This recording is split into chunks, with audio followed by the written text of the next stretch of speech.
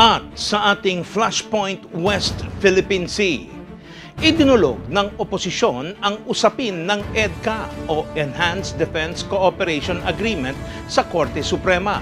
Ito ay upang questionin ang bisa ng nasabing kasunduan.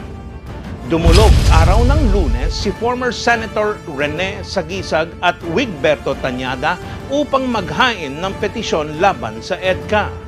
Sa pagbisita ni US President Barack Obama sa bansang Pilipinas, matatandaang pumirma ang kasunduan ang bansang Pilipinas at Estados Unidos. Ito ay ang Enhanced Defense Cooperation Agreement.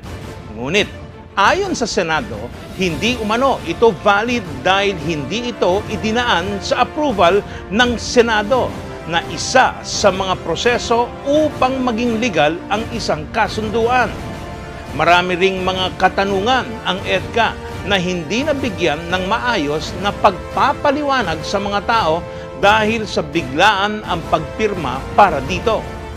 Nakasaad man sa EDCA na maaaring lamang magtayo ang US Army sa mga lugar na pinapayagan ng bansang Pilipinas, ay maaari namang mag-request ang Estados Unidos ng mga lugar kung saan nito nais magtayo ng base militar kahit saan pa ito sa loob ng teritoryo sa bansang Pilipinas na katulad ng Subic Naval Base na dating base militar ng US Navy. Samantala, sa usapin ng West Philippine Sea, ilang taon na ang nakakalipas nang magsampa ng petisyon ang bansang Pilipinas upang humarap ang bansang China at Pilipinas sa Arbitral Tribunal. Dito ay dapat pag-uusapan ng dalawang bansa ang kanilang mga karapatan sa ilalim ng batas na ipinatutupad ng UNCLOS. Mariin itong tinutulan ng bansang China at sinabing hindi umano dapat sumali ang mga bansang labas sa usapan ng West Philippine Sea. Kinakailangan umanong pag-usapan ng bansang Pilipinas lamang at China ang nawalang tulong o pakikialam ng ibang mga bansa, kaya naman hanggang ngayon ay hindi humaharap sa Arbitral Tribunal ang bansang China na sanay makapagpapadali ng pagsasaayos ng hindi pagkakaunawaan sa West Philippine Sea, partikular na ang Panatag Shoal at Kalayaan Group of Islands.